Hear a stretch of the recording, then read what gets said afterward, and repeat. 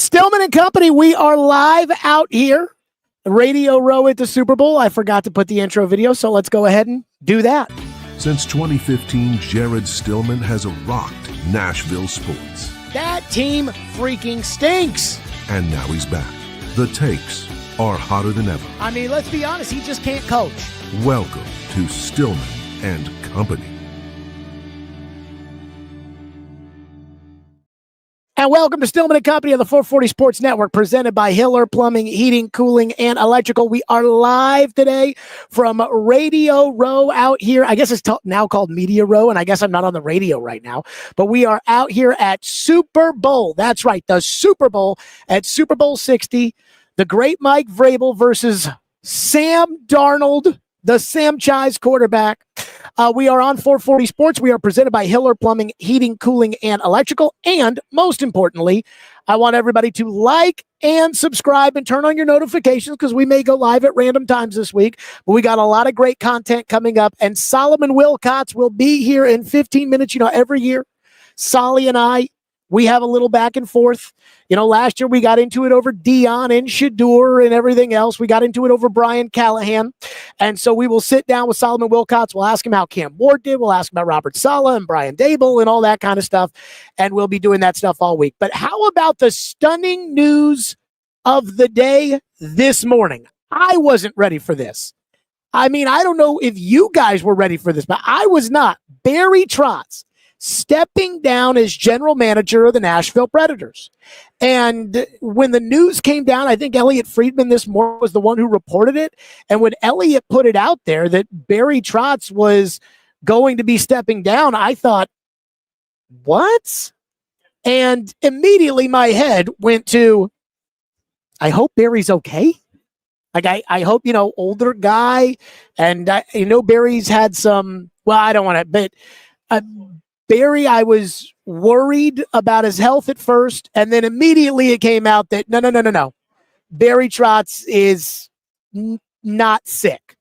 And I said, okay. I said, well, then usually that's a firing because guys oftentimes don't give up those kind of jobs. And so now I'm trying to think in my head, I'm like, did he get fired? But then they're going to say that he's going to run the team through the trade deadline and will run the team as long as they need him to run the team until they have a general manager in place, which Bill Haslam said today they hope is by the draft, but certainly would not commit to that. Well, when you fire a guy, it's usually just, hey, it was nice knowing you, pack your bags, see ya. And they're not doing that with Barry Trotz. So I'm sitting there thinking to myself, well, so what does that mean? And again, Barry apparently said that he went to Bill Haslam in December and he told Bill Haslam, at the end of my contract after next season, I'm going to pack it in. That's going to be it for me. As you guys know, I subscribe to the duck theory that if it looks like a duck and it quacks like a duck, chances are it's probably a duck. And here's where I'm going to defend Barry Trotz. I talked to Barry Trotz on the radio every week for 2 years, for really 2.5 years. And I never felt like Barry Trotz lied to me. I felt like Barry Trotz would go in circles sometimes with what he was saying, and sometimes it wouldn't all add up. But I never felt like Barry Trotz just came out and lied. And not only that, I felt like Barry Trotz kind of told us the truth on several occasions of things that other general managers would not tell us the truth about. For example, he made it rather obvious to all of us that he was going to extend UC Soros, even though, again, I didn't want him to extend UC Soros, and I don't know how you guys felt about him extending UC Soros. I feel like most of you didn't want him to extend UC Soros, but he made no bones about it. He was going to extend Soros, and he told us on the front. He told us when it came to firing Andrew Brunette. I kept asking. He'd say, no, I think he's a good young coach. I think he's good. I think he's going to turn this around. I think he's part of the solution. I think he's part of the... And as crazy as that sounds, given how much losing they did for 1.5 years, it does kind of seem like he stood up for what he really believed. And then I even go back to the Johns Hines thing. when he had a press conference at the end of the year and he said, hey, I'm not committed to John Hines. It's a process. Let's see where the process takes us.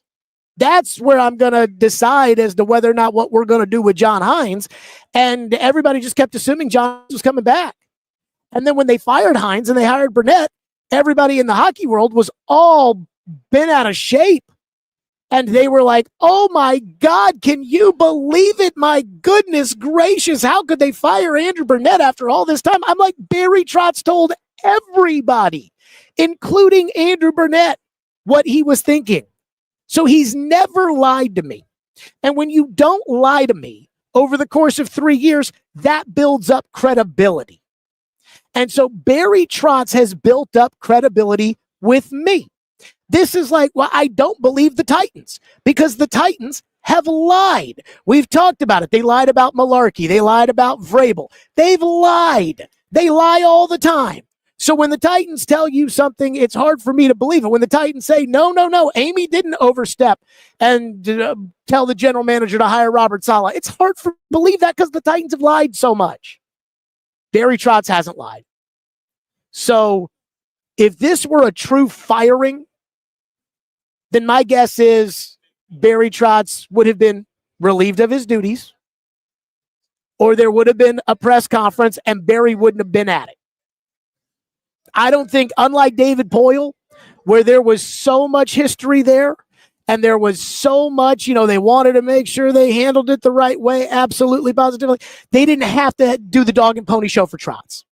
If they fired Trotz, it wouldn't have been some sort of, oh my God, how could you do that to the man after 30 years of running the team? Which is maybe how they feared it would have been reacted to if they had fired Poyle. They didn't have to do that with Trotz. So I just believe, this is just me, but I believe that if Barry Trotz had gotten fired, Barry Trotz wouldn't have been at the press conference today. Kwesi Adolfo-Mensah got fired on Friday. He wasn't at the press conference. So I take the Predators at their word and I take Trotz at his word because Trotz hasn't lied to me in the past. And there's another thing that I do want to share with people. And I saw a lot of people getting on the Vikings and the Vikings press corps. I saw a lot of people getting on the Vikings press corps when it came to Adolfo-Mensah because all this stuff started coming out about how Kwesi Adolfo-Mensah had been a terrible general manager and didn't get along with people. And you're going to hear more things that come out and you're going to be shocked and and everybody was like, well, where was that when it was happening? Because what I'm about to tell you, I didn't share when it was happening, but I'm going to share it now. Barry Trotz said to me one time, and I forget the exact context of how we got there, but it was off air when he was on the show. And he and I were just chatting, and we would chat about a lot of stuff, just on the air, off the air, whatever. And I made some comment about, 20 years from now when you're still the general manager. And he looked at me and he said, I ain't going to be me in 20 years.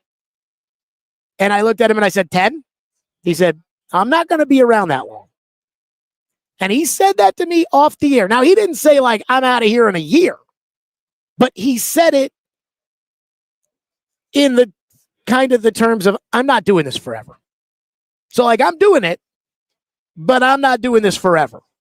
So then when it comes out that Trotz went to Bill Haslam and he told Bill Haslam he was going to retire at the end of his tenure, which again, or at the end of his contract, which is, at the end of next year, kind of tracks with what he told me off the air a year ago, maybe a year and a half ago.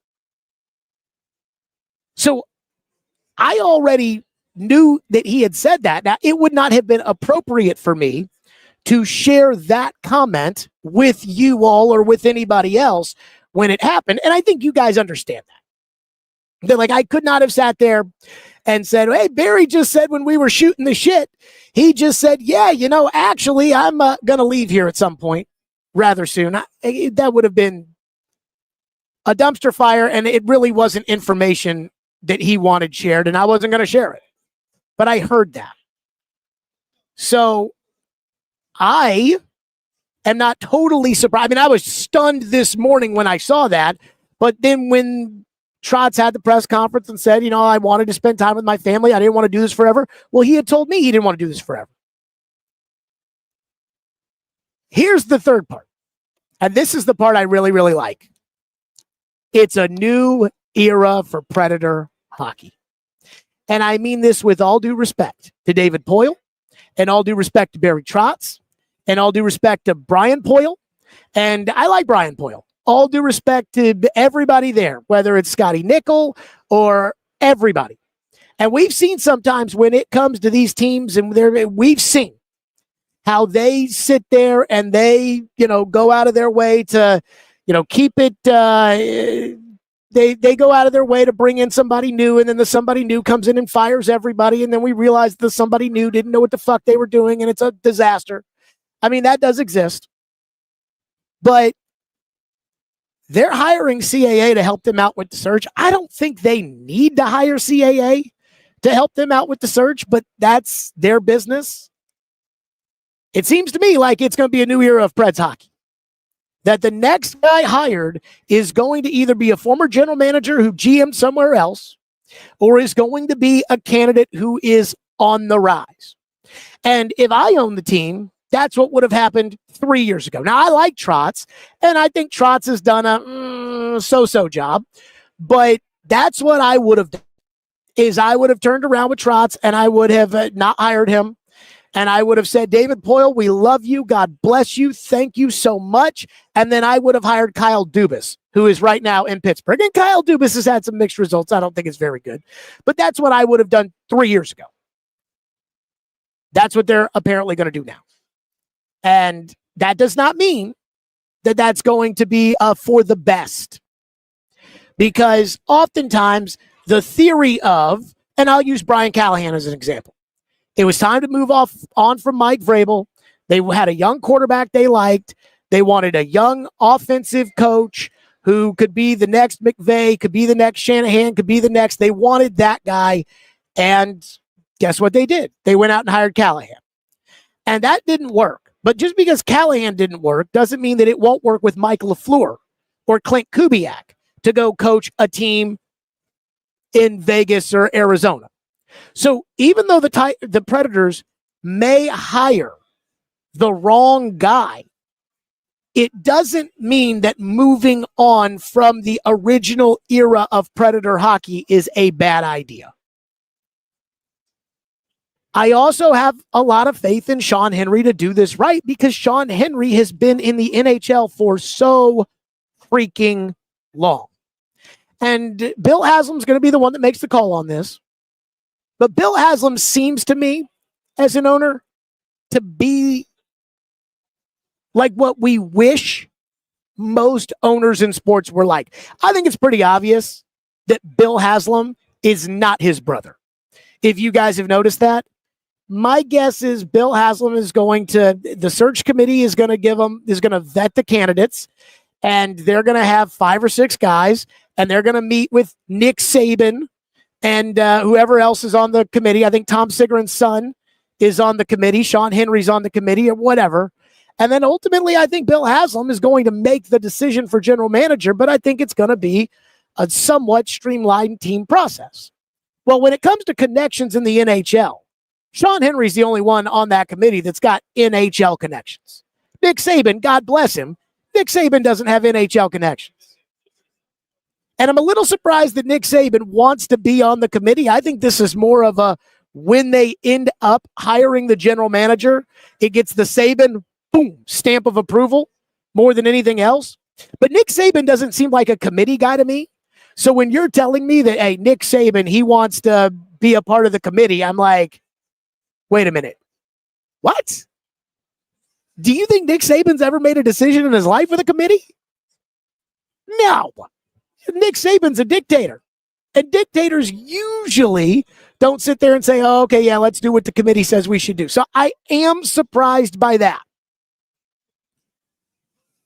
But I think Sean Henry will kind of lead this search.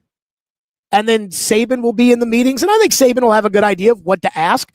Just like if Floyd was on the committee to hire a hockey general manager, I think Floyd would know some of the right questions to ask or have some of the right impressions and things like that. Even though, again, you never want Floyd to be the general manager of the Predators. But I'm actually optimistic about the future of Preds hockey. I did see that Bill Haslam said that he doesn't want to undergo a full-blown rebuild. And for that, I get it. I think the Predators are in a tough spot where they're probably not going to be elite until they do. You know, I'm out here in San Francisco, and the Sharks. I know the Sharks aren't lighting it up yet, but I was talking with somebody last week who was a big Sharks fan.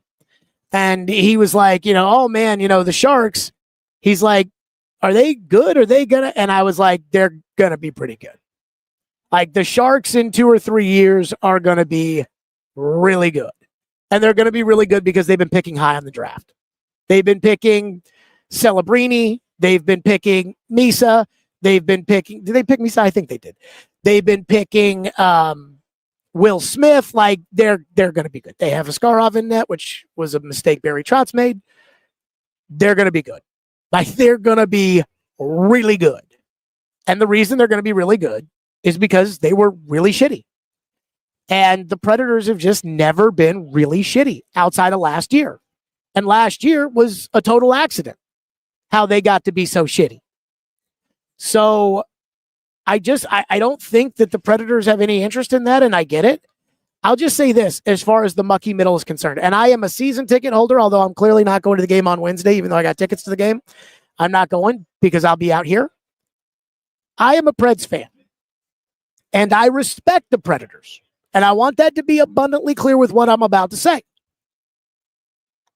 But I think doing this show, where it's about clicks and views and things like that, as opposed to the last show, which was similar, but it was 4 hours and, you know, maybe squeeze in a little something here. It was almost like a quantity over quality thing. When we talk Preds, and granted, the Preds have been shitty for the year that I've done this, it doesn't get a ton of traction. Like, I did kind of feel in my heart when the news came down today. I was like, at the Super Bowl, really?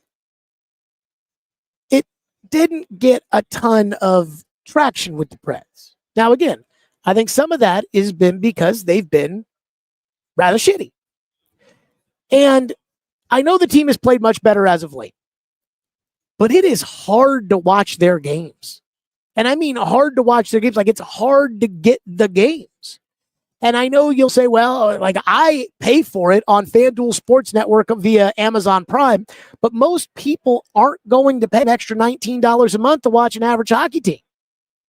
And so when your games aren't on TV and your team's right there in the mucky middle, there's not really a strong, I'm not saying that there's not a strong interest level, but it's not moving the needle. And I think that, you know, saying, okay, well, we want to do this with Yossi and Forsberg, and we want to do it with those guys.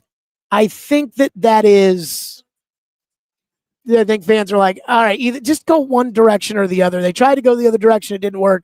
Just go the other one. But they have been playing hard. Saleh, what's up, man? We'll get you right here. We'll get you right over here right now. What's that? Just, I only got a spot for you, but you tell me all about whatever it is you're pumping.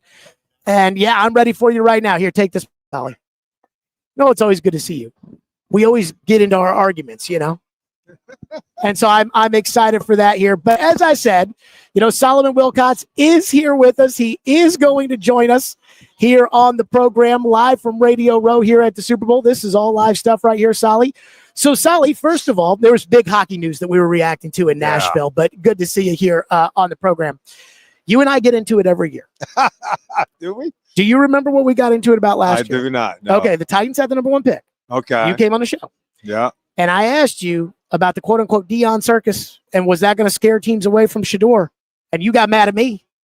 What did I say? You said, how can you say teams are going to be afraid of Shedeur? Shedeur's never done anything. Shedeur's only been good. Shedeur is only... in the end, I kind of felt like the teams got a little afraid of Shedeur. I think Shedeur is much better than a 5th-round pick. Now, is he a 1st-round pick? I don't know. Oh, no. But I thought he was. I think teams got scared of Shedeur last year. Did you feel that Why do you after think the they fact? Why do you think they got scared of him? Because they didn't draft him.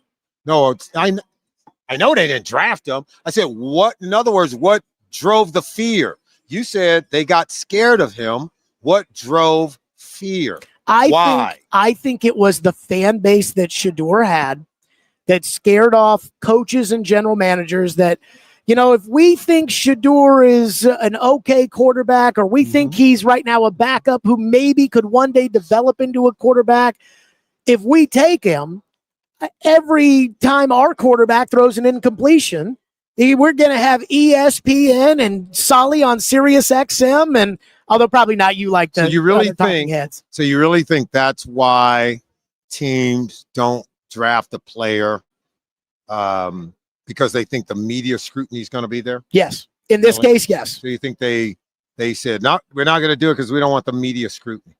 I'm going to tell you right now, I think if they think a player is good, they're taking them. They don't care about media scrutiny. They just want good football players. I think Shedeur could have done some things better through the combine, the evaluation process. And even he said it when it was over. He says, I could have handled that better.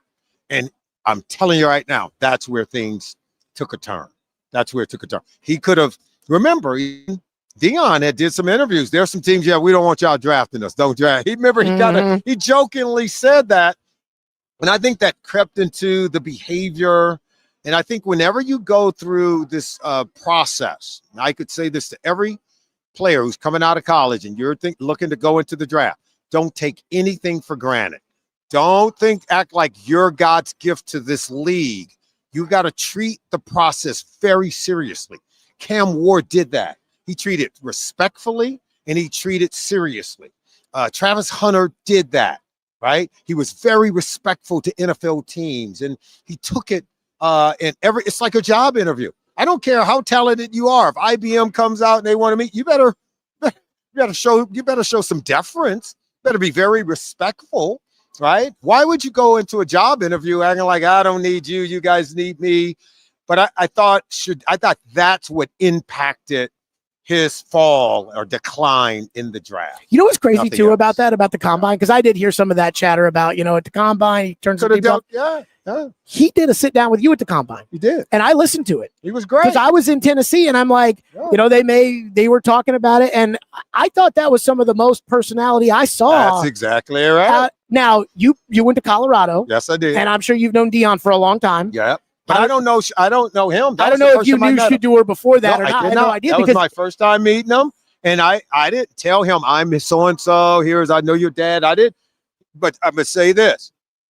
I do think he's a young man that has a high level of emotional intelligence. And I do think there are some people who bring a certain energy to him based on who his dad is. And, he was raised with a certain silver spoon. You can just say none of his kids grew up in the poorhouse, right? Sure. So they grew up with a certain, and I do think there are some people who were going to force him to prove himself. And I do think there's a quotient to every young man, every person, that as you are meeting people and you're going through this world, if every single person that you encounter approached you with a chip on their shoulder, and now you've got to prove to them who you are, that after a while, that would kind of grow old a little bit. And I do think there's a quotient to his existence where that is true. Now, look, I think he's got to handle it better, particularly if he's the one who wants something from that other person, if that person represents a club, and you've got to put your best foot forward. Again, look, Cam Ward was going through the same thing. Sure. Travis Hunter was going through the same thing. Am I right? They both had to prove to those teams and to those scouts and to those executives that they were worthy of the pick. And that's a rehearsal that you have to go through time and time again, and you cannot grow weary of it. And I thought they handled it better than he did. Solomon Wilcox hosts the opening drive on SiriusXM NFL Radio, Channel 88. Saleh, to the Titans. Let's start with Ward. What did you think of him as a rookie? I felt like Cam Ward was overdrafted. I feel like he was a first-round quarterback, but he wasn't like Caleb Williams talented or Drake May talented or Jaden Daniels talented. But because he went number one, people expected him to be like Drake May, Jaden Daniels, Caleb Williams. The Titans, they were a mess. Team-wise a mess, coach-wise a mess. Mm-hmm. You know, they had a new GM in there, and I would have traded the pick, you know, when I heard what the Giants were offering. Titan fans are convinced, though, he's got the potential to be like the next Mahomes. I ask you, what do you think of Cam Ward? I think he's exceptional. I think he was worthy of the first overall pick. One, because you needed a quarterback. And guess what? If you'd have traded the pick to somebody else, guess who they would have taken? They would have taken Cam Ward. So I think the proof is in the pudding. I mean, to me, there's no doubt on that. Should he have been the first player taken? This is about, you know, we often talk about players being planted in the right garden, tended to by the right people. What do we mean by that? We're talking about an environment that's conducive to growth, nourishment, and development. And you got to ask yourself, was the Tennessee Titans in 2025 a wonderful environment to nurture the development of a quarterback who's a rookie and never taken a snap in the NFL ever before? Mm-hmm. No, it was not. So the environment was part of the problem. The people who are coaching, we talk about being cultivated by the right people, because you can not only have to be nurtured in the right environment, but being tutored by the right people. So that's what being a quarterback and all. Why you think we've seen this resurrection for Sam Darnold? It was about being in the right environment, being taught and tended to by the right people.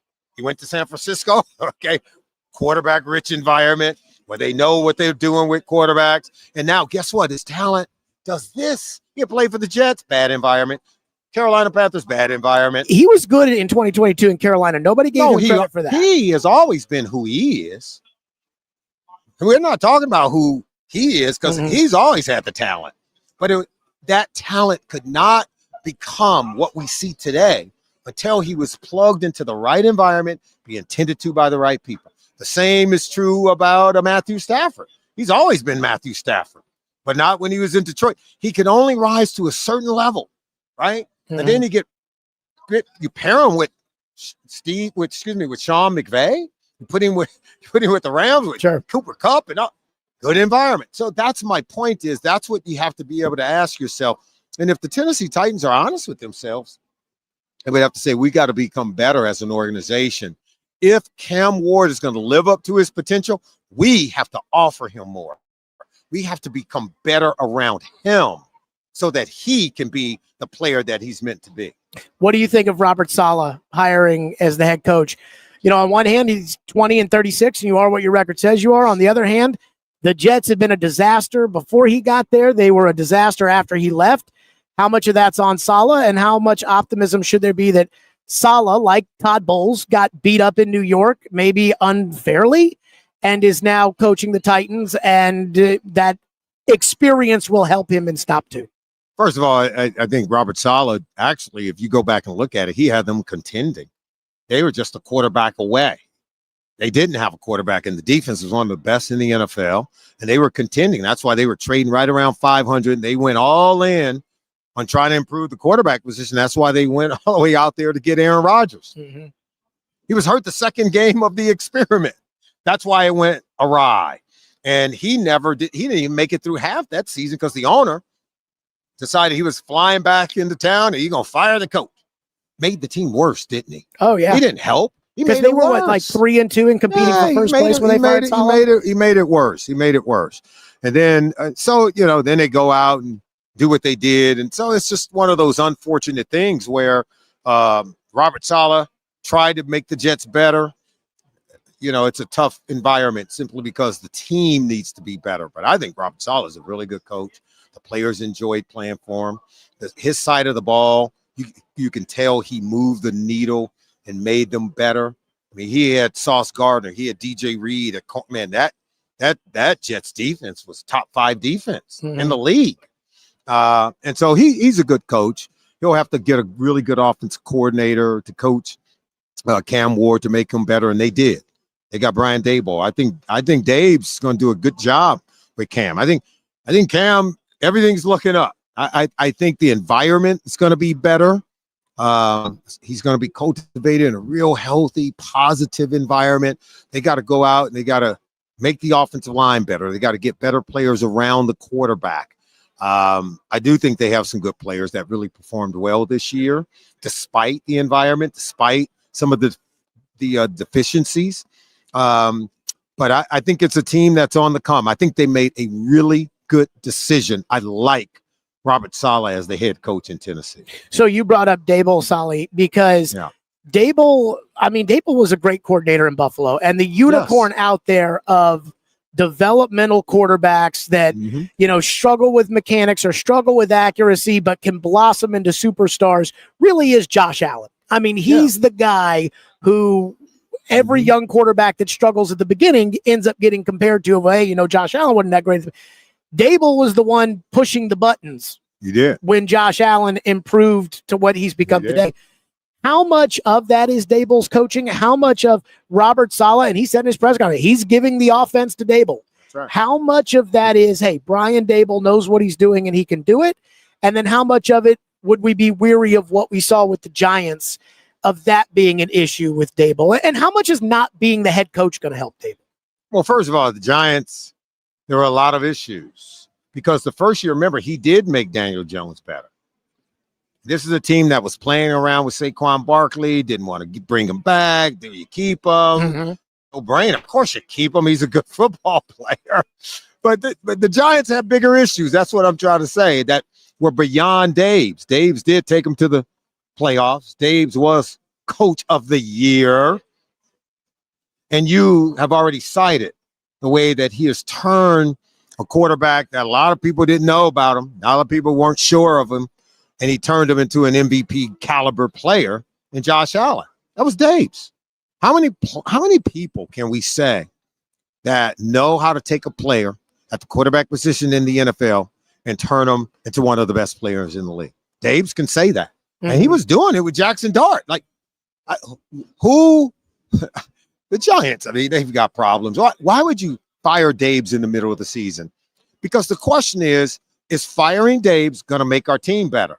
Well, we already know the answer to that is no. So why did they do it? We don't know, because that's what makes the Giants who and what they are. That's the Giants, the Jets, the Titans. Unfortunately, that is. And guess what? Saleh, who's a good coach, it happened to him.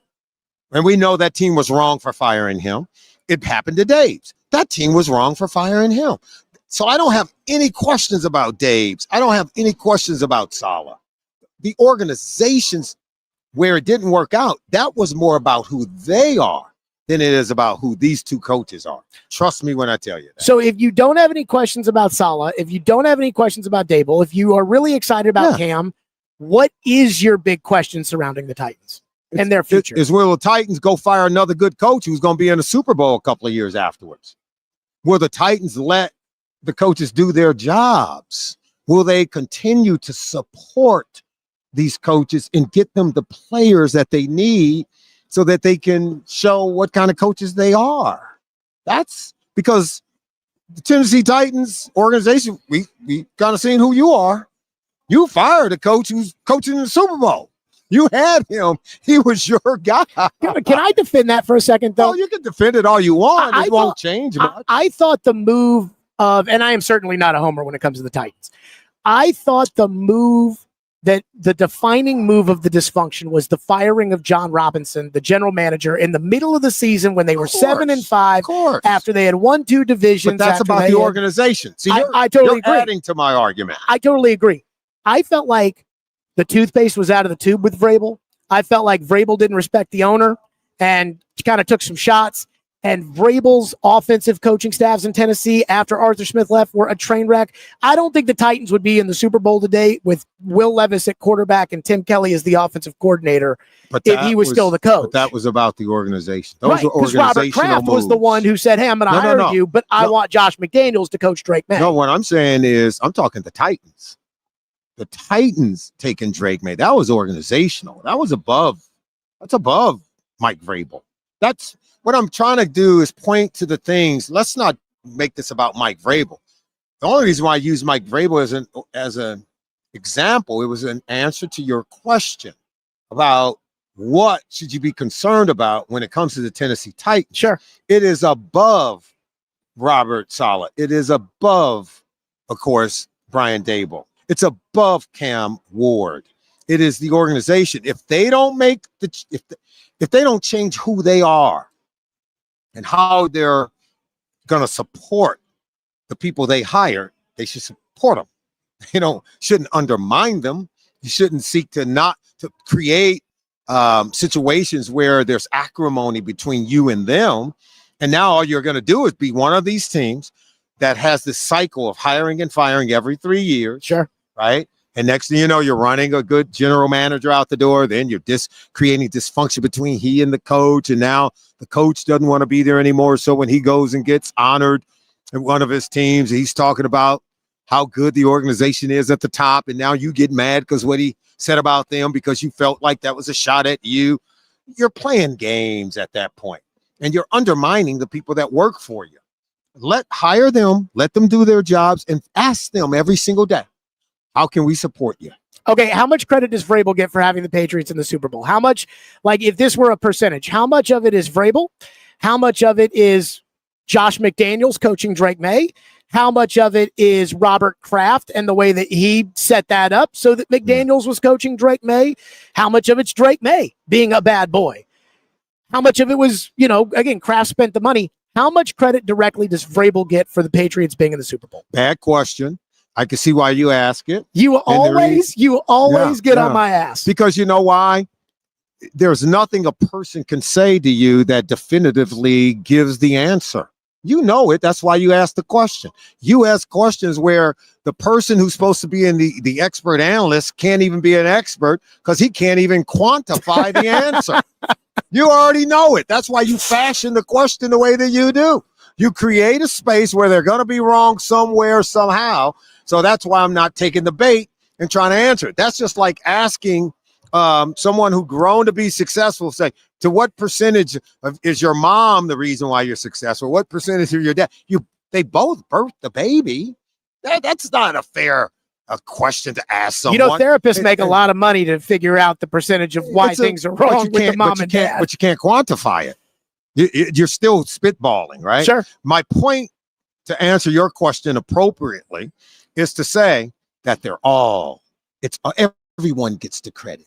And that we're not going to sit here and try to parse in a silly way how 30% Mike Vrabel, 20%. Give me a break. It's teamwork. And we are not going to try to divide what they have been able to accomplish as a team. I could tell you cover the Titans every single day because that's what they do. They divide themselves. They're the one, front office, general manager, the coach, everybody. No, you're all a team. Okay, Tennessee Titans. Don't let people divide you in that front office. Don't let anybody divide you. It's everyone's fault. It's everyone getting the credit. At the end of the day, it's ownership and Bob Kraft. It's Elliott Wolf in terms of what he's been able to do. They made Milton Williams the highest paid player in franchise history. Turns out Milton Williams was in the Super Bowl last year, dominating on the field for the Philadelphia Eagles, and he's in the Super Bowl again this year. Yep. What a signing. Great. Elliott Wolf deserves a lot of credit. And guess what? Mike Vrabel deserves a lot of credit for what he's done. He has taken Drake May. Obviously, he has Josh McDaniel coaching him on the fundamentals of the position. But what coaches do when you are a CEO leader is you infuse confidence within your players. You let them know, I believe in you. This team has your back. So you saw a different product in Drake May 1 year ago than you see this year. Coaching matters in our league. Trust me when I tell you, because players cannot coach themselves. Saleh, who you here with? Tell us all about the great doctors that you always have with you. Yeah, we're here with Koya Therapeutics. He's the chief medical officer. That is Fred Grossman. Dr. Fred Grossman is the chief medical officer with Koya Therapeutics, and they are working on a new treatment to treat ALS, which is one of the deadliest disease that people are dealing with right now. Roughly 5,000 Americans are contracting this disease each and every year annually. 1 out of 400 people in the general population come down with ALS. It is a rare disease. But amongst the pro football players, among that population, it's 1 out of 100. So they're starting to make some connections with subconcussive blows and the neurological damages that are happening to the brain, the spinal cord, and the neurological pathways that are taking place. But they have a drug that is right now in clinical trial that has shown promising results, that it stops this disease in its track from advancing and to keep people from deteriorating where it ultimately takes their life. And we've known football players, the late, great Dwight Clark, who played for the San Francisco 49ers, died from this disease. Steve Gleason is battling this disease. Tim Shaw with the Titans. Yeah, Tim Shaw. Tim Green, who had played for the Atlanta Falcons, was a great announcer with the Atlanta Falcons. And so we want you to go to the website at trials.koyatherapeutics.com. That's COY, koyatherapeutics.com, trials.koyatherapeutics.com. Go to the website. If you have a family member or a loved one who's battling this disease, that's the website that you can go to get more information about the clinical trial. We're hoping that this is going to get us across the goal line. Right now, we're in the red zone, so we're that close, but we need to do more work to fight this disease. Saleh, you're a good man. Appreciate it is always good to Jared, see you. Thank you, man. We always get into it every year, but I love you. Saleh, take care of yourself. You challenge us, but we like to challenge you as well. There you go. Solomon Wilcox joining us on the program. We always love to have Saleh here with us. And again, Saleh, not totally wrong for his call out. Not going to say that it was, when he did make me laugh. He did make me laugh when he got on me about my Vrabel question, which, by the way, I am going to be on Boston radio today. And when I'm on Boston radio, we're going to talk about Vrabel, and I'm going to ask that exact question, which is, how much credit? Like, when it comes to credit, in fact, I'm going to write that down on my notes right now. Credit for Pats in Super Bowl. And I'm going to put 2006 Bears because I think they are the 2006 Bears. Okay, with that, let's get to some of your reaction here today on the program.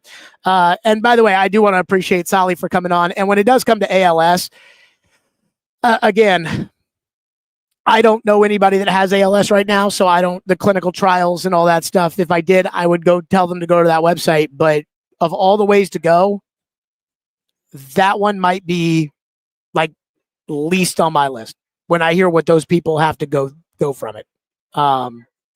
And so make of what that will. Tim says he wants 10 minutes a day of the Predators talk and then to see where it goes. Andrew says, love the Preds talk every now and then, love talking about a well-run organization. I mean, I'd say easy there on the well-run organization when it comes to the Predators. We'll see. Again, and I think Bill Haslam does run the Predators the right way, just based off of what I have noticed and what I have heard and what I have seen. I do think he runs the Predators the right way. Certainly much better than his brother runs the Cleveland Browns. But when it comes to a well-run organization, we're going to see that through this hire of the general manager. And then that general manager is going to be in charge of figuring out whether or not the Preds are going to end up being any good. Darnold will fold on Sunday. Lord, I hope not, as far as I'm concerned.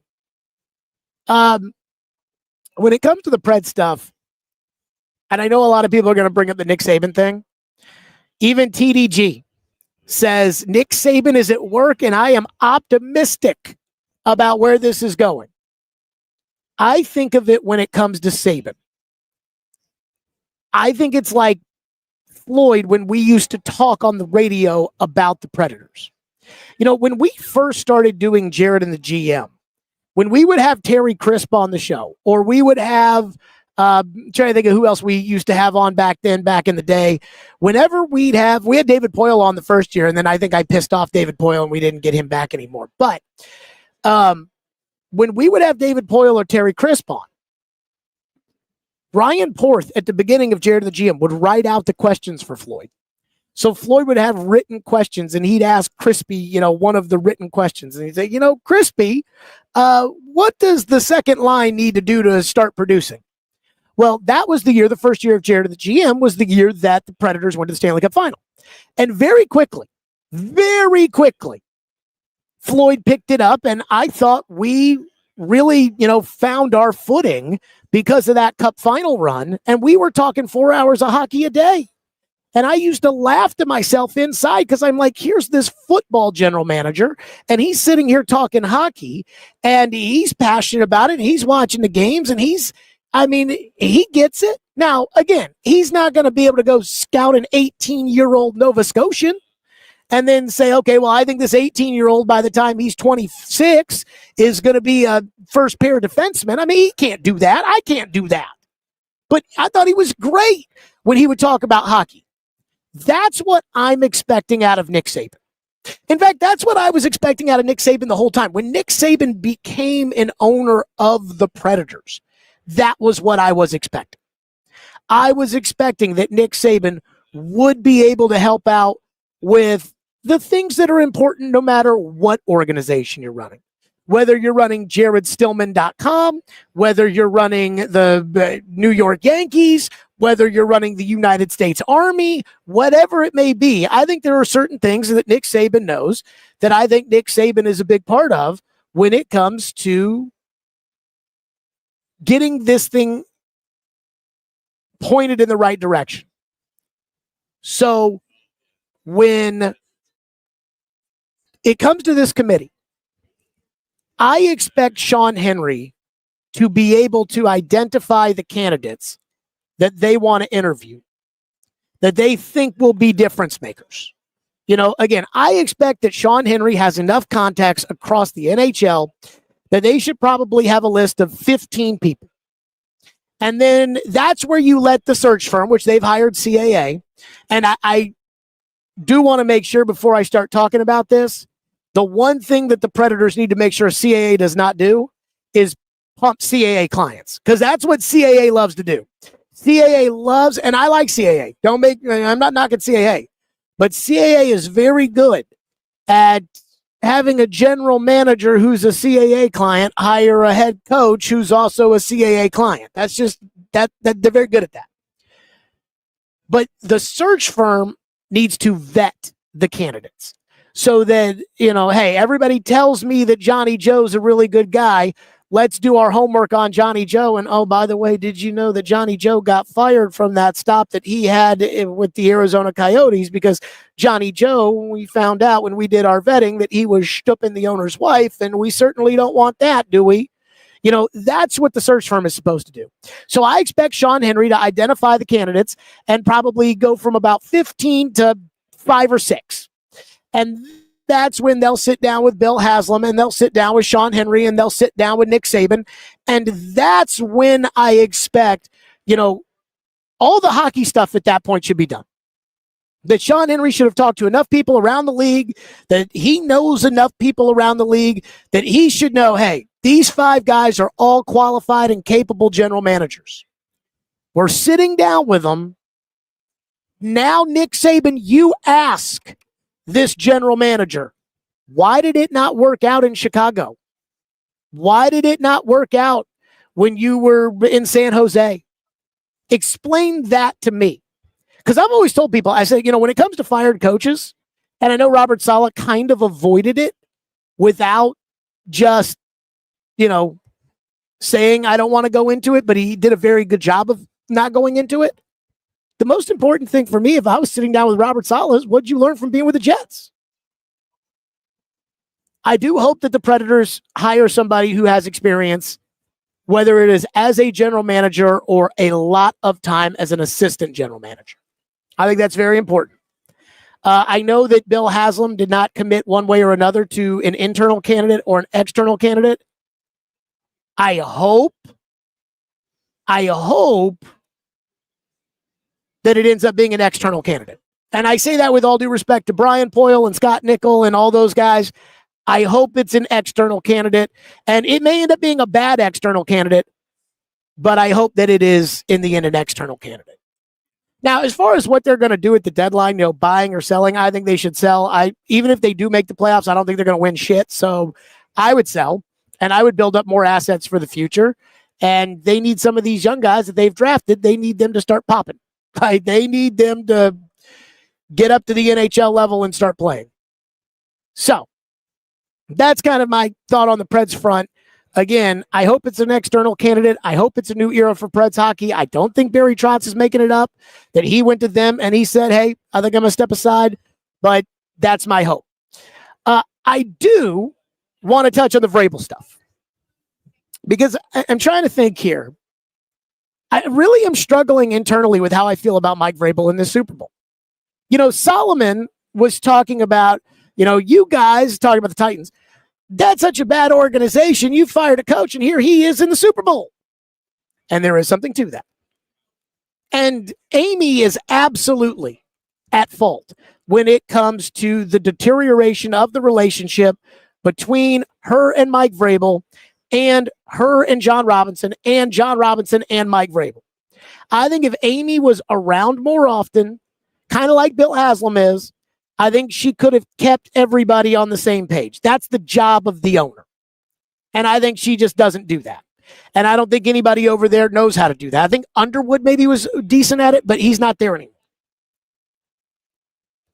When it comes to Vrabel in the Super Bowl, I saw what Jim Wyatt said in his mailbag, where he said, I don't think Mike Vrabel would have the Titans in the Super Bowl in 2025. And I would agree with that. I do wonder how much of the 6-10 for Vrabel, or the 6-11 in his last year, and the 7-10, I wonder how much of that was the Titans' fault. Like how much of that, and again, I'm a huge John Robinson defender, but I do wonder how much of that was John Robinson's fault.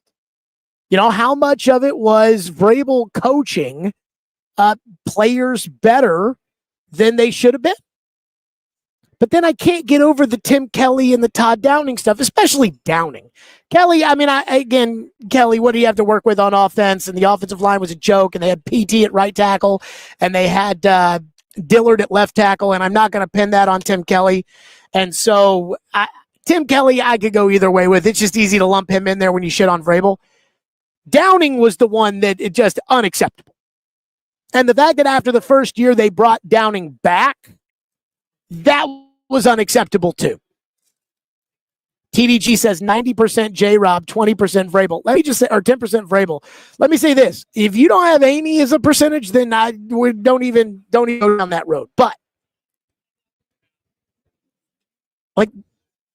was Mike Vrabel this unbelievable coach?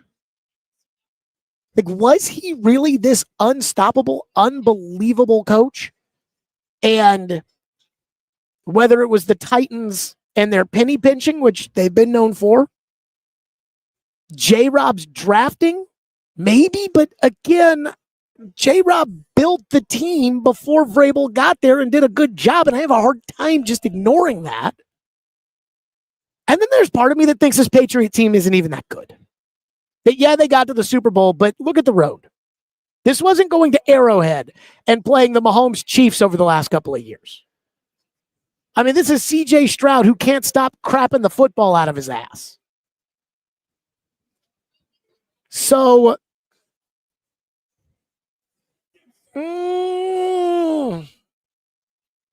it's like we talked about this with McCarthy because a lot of people are like, oh, no, not Mike McCarthy. And I'm like, Mike McCarthy won a lot of games in Dallas.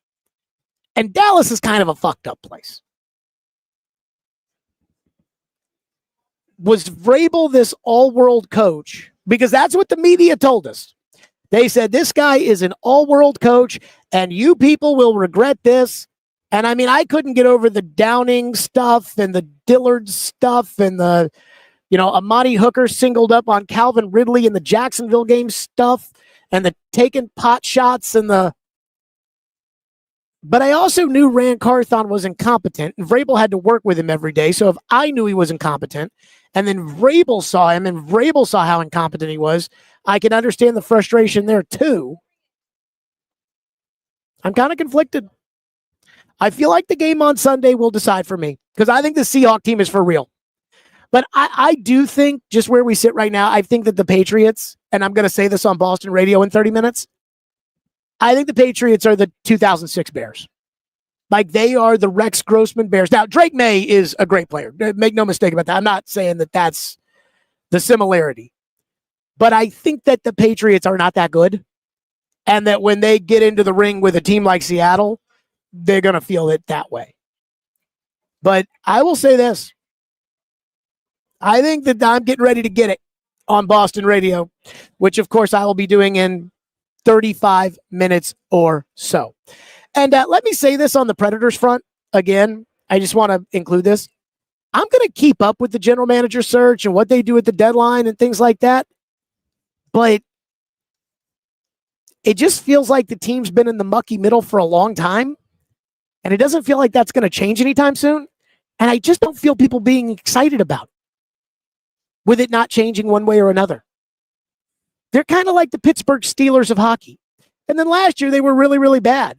And what came with being really, really bad was that they had the opportunity to get a really, really high pick, and then the lottery fucked them. And I think that took some of the wind out of the sails. And now all the winning they've been doing, all these comeback wins, I mean, they're certainly not going to get a high pick this year. So it's a very, very sad place to be. Okay, that's going to do it for us here today on the program. Great stuff. We're going to not only, I always tell people, like and subscribe, but not only do I want you to like and subscribe, and we'll keep up with the news on the coaching staff and things throughout. And I also, when I hear some things, that are going down, I'm going to pass those along. We're going to have a lot of different videos. We're going to sit down with a lot of people that won't necessarily be live, or maybe they will be. I don't know. But hit that notification button so that you can not just get when we go live, which we'll go live, but also you can get the info for whenever we post a video. If we sit down with somebody and we post it and it's not on the live show, go ahead and do that. And of course, we'll upload those interviews all to the podcast here live from the Super Bowl. Again, 98.5 The Sports Hub in Boston. I will be on there in 30 minutes, everybody. Stillman and Company. Oh, let me tell you about Hiller Plumbing, Heating, Cooling, Electrical. I love Hiller. They take absolutely great care of my home.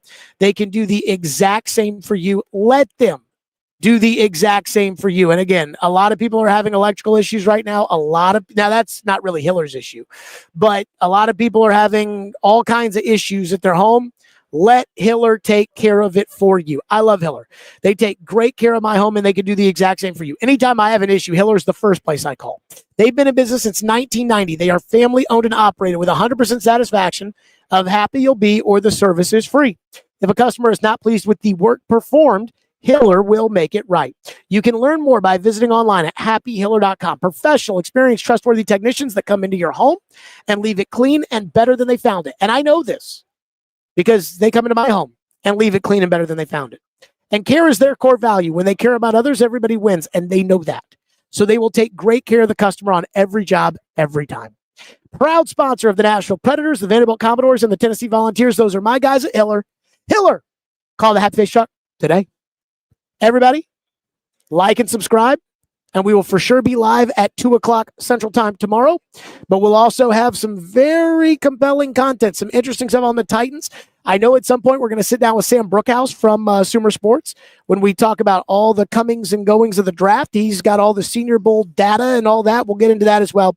Great stuff here on today's program, Stillman & Company, 440 Sports.